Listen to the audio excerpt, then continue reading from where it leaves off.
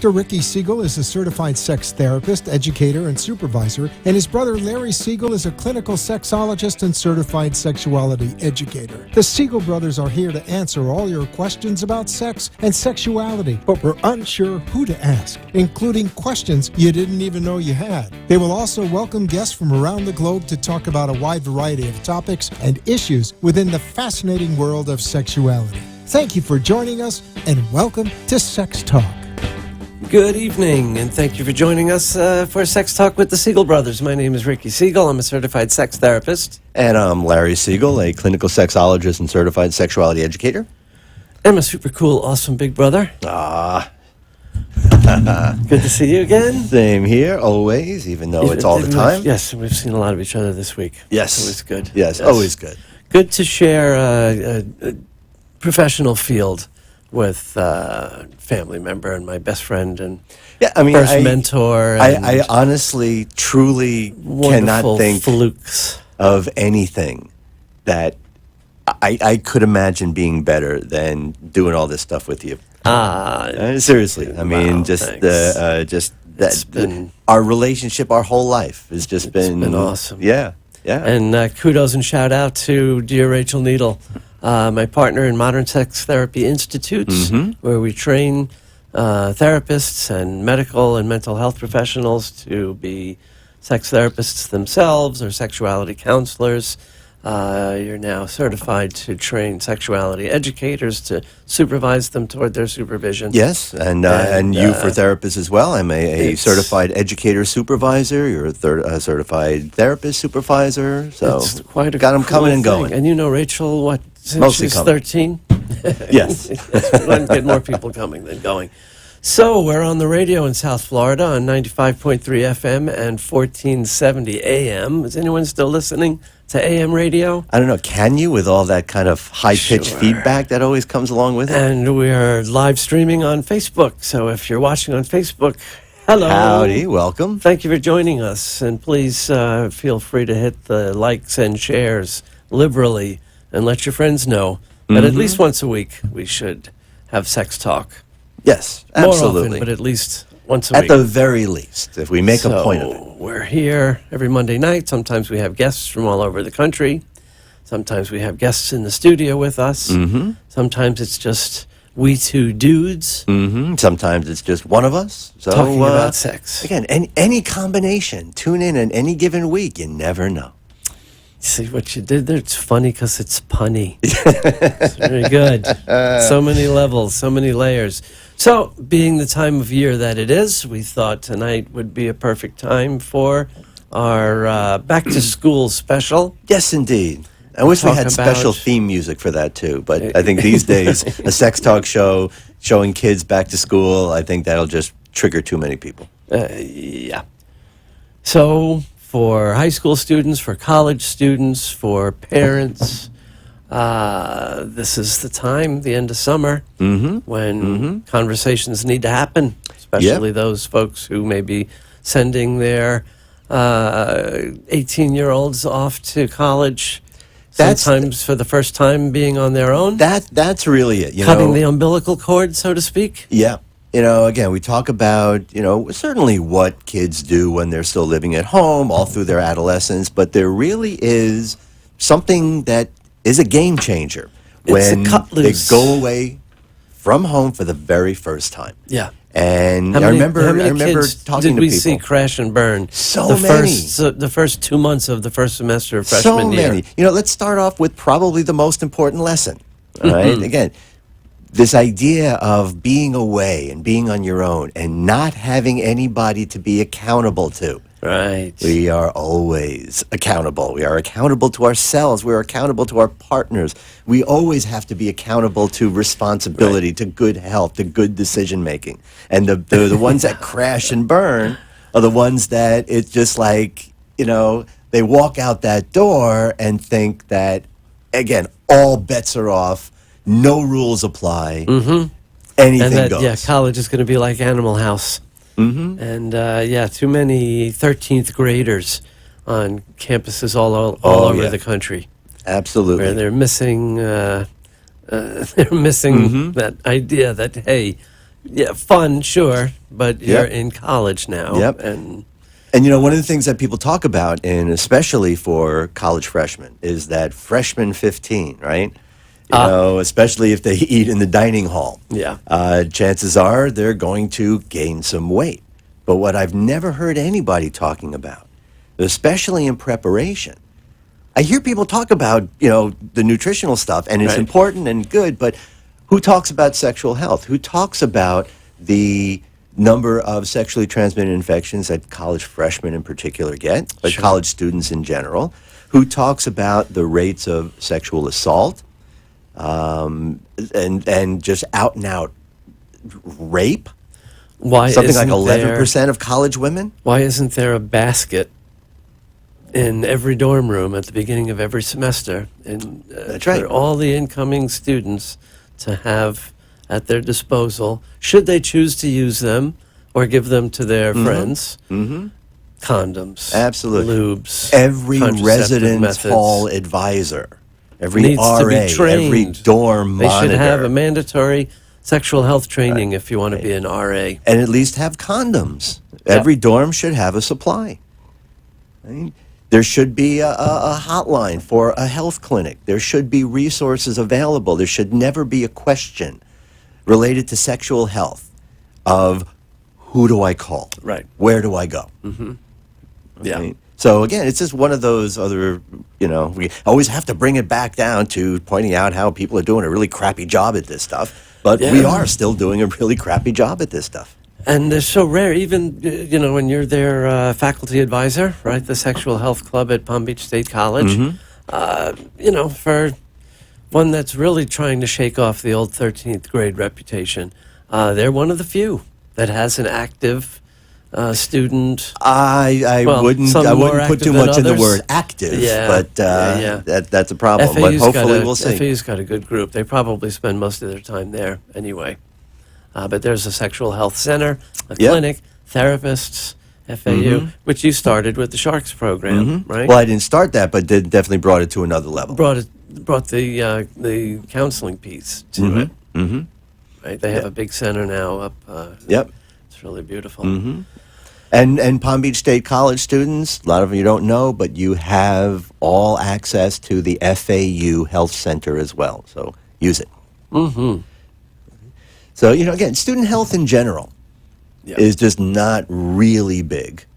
But again, we have to, this is one area where if we had to work the kind of captive audience sort of angle, if you had something where you didn't have to look for people who needed your services, you would think campuses would be a hotbed of sexual health. And I wonder if anybody's doing those evening or late night dorm groups that we used to do in the dormitory. Everybody come down in their pajamas and pillows and sit around and have those talks that just I don't hear about them happening anymore. Not enough. Now we know some people that are doing some wonderful things on college campuses across the country, but again, we're still looking at individual and isolated type of instances, and it's not something that is the norm. It's not something mainstream yet, and there are a lot of consequences to all of this, and not just the obvious and the usual suspects. We could talk about STIs. We can talk about HIV, and the pretty much, I think, slightly exaggerated rate of HIV among college students in particular.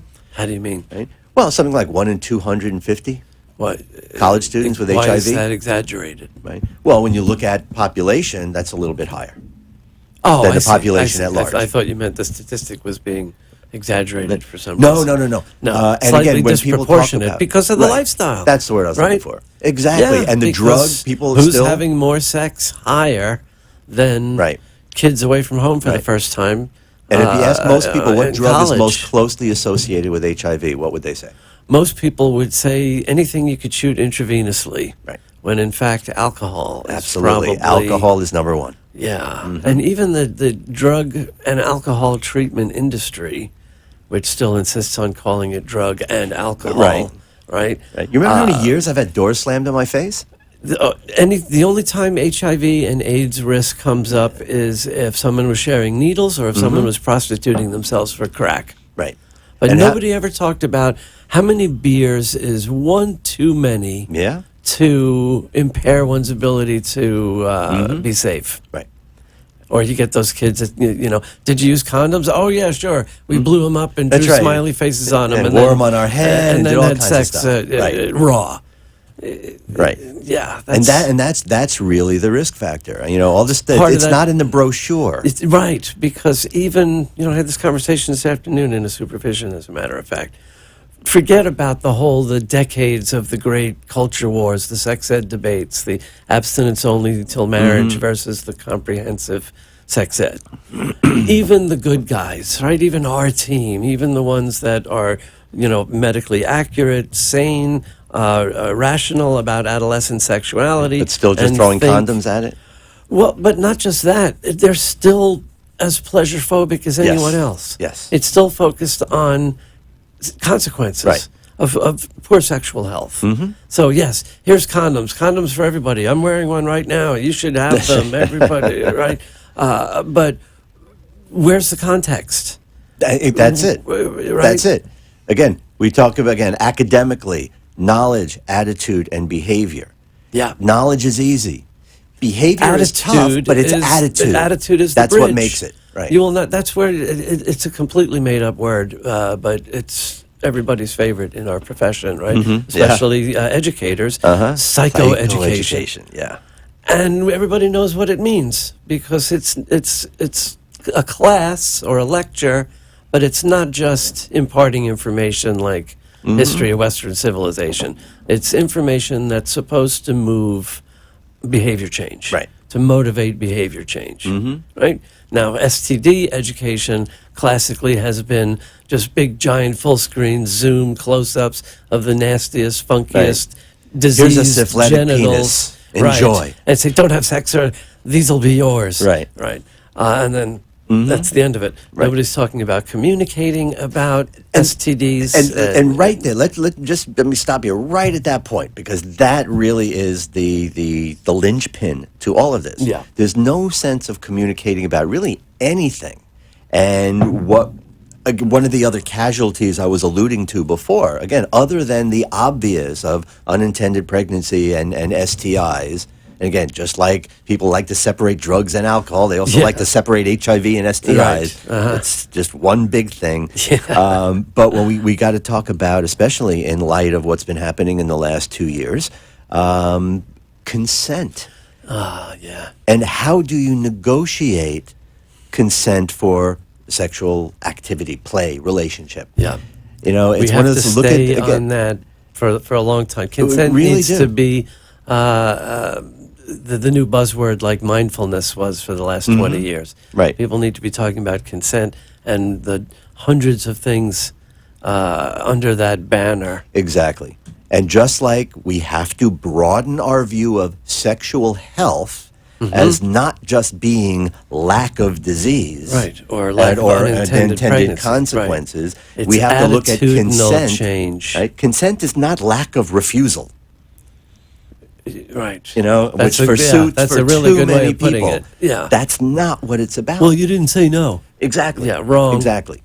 Right? Or it didn't really. Did they really say yes? That's one of the things too. So Or is it this kind of classic yes, fine. I always tell couples new in therapy, from this Absolutely. point forward, that is not a yes. Right. That is a no. exactly, That's especially clearly- because it usually follows coercion. Yeah, like 4 hours of begging. That's right. Oh, come on. No, dude. come on, please, just a please. little bit, Yeah. just once. I won't ask you again, and that kind of. yeah. Okay, fine. That's not Oh, consent. it's horrible. Yeah. It really And is. So- guys know better. Except, the worst pigs, the guys that don't care about the woman, they're just, thrilled that they got someone to agree to have sex with them, and they're selfish lovers and don't care, right? Most guys do, and they get it. They understand the difference between, ooh, yeah, I want to as much as you do, and fine, be quick about it. Like, I don't even know how guys Right. can stay turned on and proceed because getting that kind that shows the of narcissism. consent. That shows the narcissism because they're opportunistic. Yeah. All they want she is said the yes. opportunity. That's it. Right. Her pleasure, her issues, her desires, none of that matters to these guys. Okay? But again, let me point out something you just said because it is really important and people do need to hear it. We need to say more of this. Most guys I said something do important. get it. Most guys do get it. Yes. You know, and it's not these all guys are pigs and then all guys are that all. No, most guys do get it, but I would say even a lot that do are not quite sure how to navigate. Right. And All right. of course, we've been hearing an awful lot in the last couple of years of, I'm afraid of that world now. Right. Because of, Right. Okay. So in addition, and I'm not going to bother unwrapping or opening these we up, don't want to but play with condoms tonight. well, this again, talking about what a survival kit, especially for Right. freshman male. Again, any parents sending kids off to college? Man, what do you mean just for males? Women No, and too. women too, of course. Everybody needs, Of course. a kit. Yes. A survival kit. Right. Like, Should always contain condoms. Right? I'm just using lifestyles because that's what I get from the health department. There's a whole variety of them out there, but packs of them. Yep. Right? As a matter of fact, I just sent somebody off with I think about 20, which is still not enough, but again, have some. They're also available, and for both men and women, these are the female condoms. You mean, have they actually been FDA approved Oh, yeah. for anal sex? I don't did know if it's not been hear FDA about approved that. for I know that. they're but used. we sometimes. recommend them for that. Yes. All right. I Which- can't believe, what is it, like 92, 93? Pretty much. Something like that. I was a past field tester. 26, 27 years. I was at And Planned Parenthood. people They contacted me have about never this. seen these Right. or know anything about Right. them. Well, they're not cheap, and the people don't really know all to get. But I mean, Yeah. it kind of you have this You sleeve, see that? Yeah. right?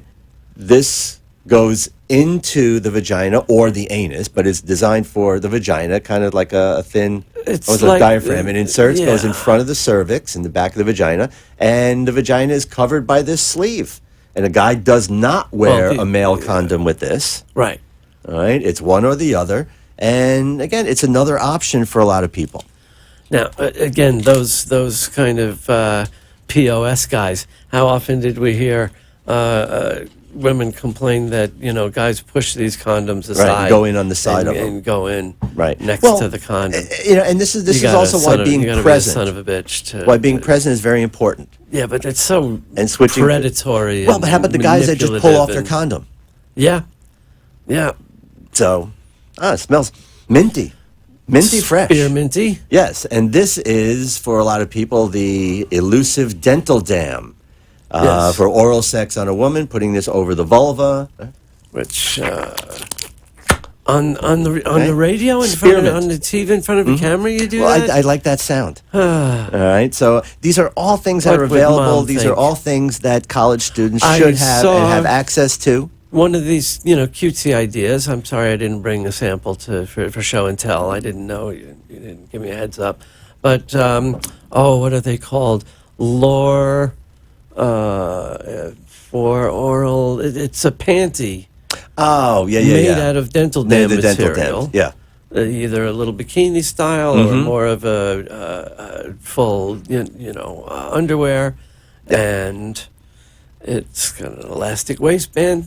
Somebody was thinking. Absolutely. A way of Absolutely. addressing what can be an unsexy subject, and where do you, 2 o'clock in the morning, Where you get a dental risk dam. of ruining the moment, you got to run, Google a 24-hour dental supply company, Right. and get a case of 5,000 dental dams to keep in your nightstand. Right. So, But again, they're that's why easier to- colleges, universities, the health centers, these are usually available in those kind of places. Right. And part of this sort of survival package has to be guidelines and how to talk about and discussions about what consent is. Yeah. And again, how we ask for it and what it's not. This has to be part. This has to be Drinking, part of a kit. Drinking and frat parties. Absolutely. Need to, we really wanted to show young people stepping up and leading the charge. I put it out as a challenge to Greeks on university campuses all across the country. Let those guys step up and take the lead. Let them make sure I would there's love to bowls of see it. condoms at all their parties, and that they're checking each other That's right. for not That's trying to get somebody wasted to take advantage of them. And calling each other out. And not quite the PC frat on South Park, Right. but you know, Yeah, at least rationally. a Yes, colonel. right. Yes, And a fraternities, rational- sororities, give us a call. We'll help you do this. We'll help make this Absolutely. happen. Yeah. So again, I don't want to go to. Let's talk about certain characteristics that must be a part of consent. Well, obviously, it has to be voluntary, so that means sober enough to have the agency, the clarity to know where you are, what you're doing, and what you're consenting to. Right. It also And- means it's given freely with no pressure, no coercion. It's not part of a deal. And the understanding that it is rescindable at any time. Yes. Remember a couple of weeks ago I mentioned one of our heroes, Dr. Ruth. I really hope it was just a senior moment and she didn't mean what she said. That once you're under the sheets and consent is given, there's no going back. No going back, I right. want to call her and say, No. I got to send an email or get a message to her. Yeah, So- because that really is just. I'm sorry. I It's will just say is ongoing, wrong. and it's specific. It's specific. During a whole, if a couple's doing, not that couples go to bed with clipboards and checklists, maybe some do, but if there's 15 activities that might go on, there might need to be 15 requests for consent. Well, but yes, and that kind of has to be. I mean, from each stage along the way, that let's say somebody consents enthusiastically, clearly, voluntarily to perform or engage in oral sex. That is not a blanket consent. That does Right. not mean that they are automatically consenting to intercourse. If they or if they are consenting to intercourse, penile-vaginal intercourse, that does not mean that they're consenting to anal sex. Or it's not consent for future Well, acts. that's the other part If of they it too. consented last it's only week, in the it moment. doesn't mean they might Right. not consent this week. Right. So Right. consent is not a blanket thing. It is very specific. It is situational. It is for each action. It is for each occasion. And it doesn't matter what the nature of the relationship is. Yeah. Right? They could know each other well. They could have been with each other for a while. be married It doesn't for- change anything. for It doesn't. decades. That's right. It does Absolutely. not matter. Right? It still is the same. How scary is it that in 2019, almost 2020, when we were kids we'd be riding around in space cars that fold up That's right. into an attaché case like George That's Jetson, right. that there are still guys who think that if they married someone that they own that someone. Mm-hmm. And it's just... It's not that far in the past either. I remember when I was at Planned Parenthood, and one of our board members was he's a county judge. No, I'm sorry, Children's Services Council. I was a county judge and invited me to just attend some family court hearings, just so I know what was, again, how it all plays out, what it looks like, and all that. And I actually heard, it wasn't him, it was in a different courtroom, a different judge. It was a domestic case, and it was a case of marital rape. And I actually heard this judge, when he was kind of looking at the case, Don't tell me. looks at the two of the plaintiff, because she was basically "You're charging him with married?" marital rape, and then called up the attorneys and said, how could this be rape? They're married, right? Oh, my God. I talk about a throwback in time. But yeah, I mean, consent is vitally important. So what consent looks like, what it sounds like, there's no question about it. Right? If somebody says, oh, I really want to do this, okay, yeah, that's consent. Yeah. If somebody says, this feels really great, I really want to do this, how about you? You're there's no doubting what's going on. Right. We know that. Yeah. But if it sounds like something, well, I'm not sure, that is not consent. And that's got to fall on guys. I don't care how many guys we piss off in saying that. Guys need to be the ones to read and make sure that they're getting enthusiastic consent, Yes. right? Not, Yes. oh, well, she said yes. Yeah, really? Right. In what context? Or did she And say yes, how? or did she just not say no? Right? And again, Yeah. that's really, I think, what it often falls back on. So how often does, like, every topic, no matter what comes up week after week, it comes back to being men's issues? right? Who prevents sexual assault? Men. Men. Who prevents unintended pregnancies? Men. Men. Right? Exactly. All of this stuff. Now, and again, it's let me take a step back for a moment, because again, I know how some people, especially defensive people, and especially if any of our listeners are incels, don't want to get you riled up they too ain't badly. listening to us, I'm sure. But we cannot deny that half of the responsibility for this is with the partner of these men. Sure. Okay, no question about that. But we do have to understand, like many other issues that have been sort of getting more attention in the last couple of years, that for so long it has been any kind of protection, any kind of sexual responsibility has been put on women exclusively for so long. Right? So our emphasis on men is really about stepping up to the level of men. It's not saying that men are solely responsible. Right. It's basically also, we have to acknowledge that men have been irresponsible for so long, irresponsible for so long, that now we have a lot of ground to make up. Yeah. And it's about time that we finally get it. There's that wokeness that needs to happen. Yeah. And do what we should have been doing all along. So that emphasis on that male responsibility, it's really compensatory. And here's another topic for another show. Who's like the last ones that can get anyone to take them seriously and get help when there's intimate partner violence? People living a BDSM lifestyle. Yeah. Because people think, that's what you want. That's why you're there. Right, exactly. To be abused? No. Even if a masochist is getting off on a dozen ways of being dominated That's right. or humiliated, it's voluntary. Exactly. And consent is better than most people. Oh, well, the right? communication, the But negotiation for the when consent is violence better. happens, when abuse happens in those kind of relationships, law enforcement looks around and sees whips and That's right. chains and handcuffs and thinks, you're weirdos, there's no case here. Right, exactly. What would you expect? But again, it's a lot of these nuances that people just don't quite understand. Yeah. Again, you're talking about even with a masochist, somebody who likes pain, that's not the same as who enjoy being hurt. Of course, and abused. Right. Kinky people can teach vanilla people an awful lot About communication. Absolutely. boundary setting, negotiating. So, you know what the music means. Yes, indeed. That's our time for this week. Thanks for joining us, and join us again next Monday and every Monday at 9 o'clock on the East Coast for Sex Talk with the Siegel Brothers. Yes, indeed. Have a great week. Thank you. Thanks, brother.